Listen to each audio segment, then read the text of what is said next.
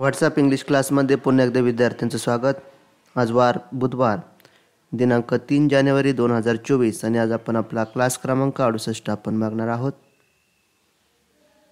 तर आपण daily 5 English spelling with Marathi meaning आपण दररोज बघत असतो. तर आजच्या स्पेलिंग आपण बघूया. Honest, HONEST, honest. ऑनेस्ट म्हणजे प्रामाणिक किंवा सत्यवादी. 2 नंबरची स्पेलिंग आहे STUPID, स्टुपिड. स्टुपिड म्हणजेच मूर्ख. SMART, smart. स्मार्ट म्हणजे चालाक किंवा बुद्धिमान. SECRET, secret. सिक्रेट म्हणजे गुपित किंवा रहस्य.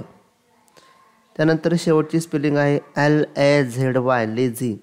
लेझी म्हणजेच आळशी. यानंतर आपण daily 5 English sentences with Marathi meaning म्हणजेच दररोज वापरत येणारी 5 इंग्रजी वाक्य आपण मराठी अर्थसह आपण बघत असतो.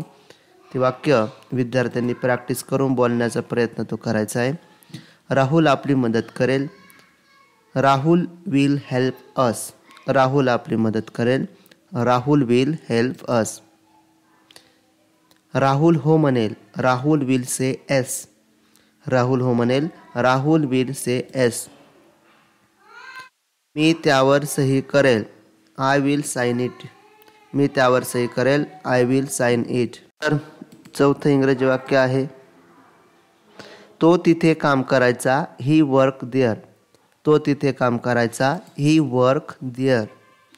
तो आमच्यासाठी काम करतो. He works for us. तो आमच्यासाठी काम करतो. He works for us. Punctuation mark म्हणजे विराम चिन्हांमध्ये आज आपण डॅश हा प्रकार आज आपण बघणार आहोत.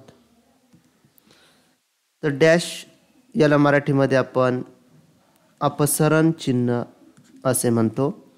एखाद्या विचारातील कलाटणी, बदल किंवा खंड दर्शवताना हे चिन्ह वापरतात.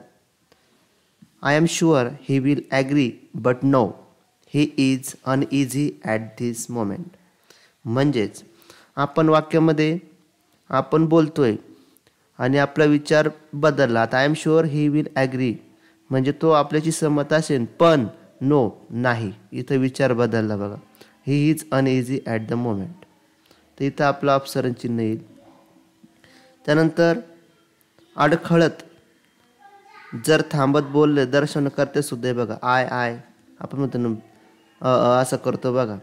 तर आय कांट यार imagine what you expect from me. एखाद्या गोष्टीवर विशेष जोर महत्त्व देण्याकरता सुद्धा उपयोग करतात.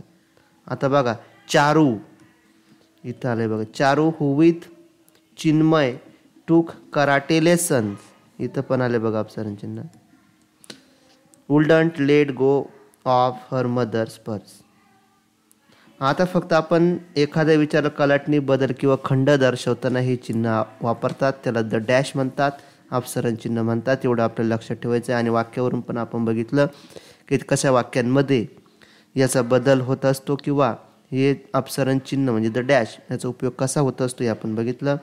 विद्यार्थ्यांनी द डॅशचं चिन्ह आपल्याला लक्षात ठेवायचं आहे. फक्त याची आपण माहिती घेत आहोत. जेव्हा तुम्ही असे सेंटेन्सेस बघाल तेव्हा तुम्हाला ही अपसरण चिन्ह म्हणजे द डॅश जर आली तर तेव्हा आपल्याला नक्की समजेल.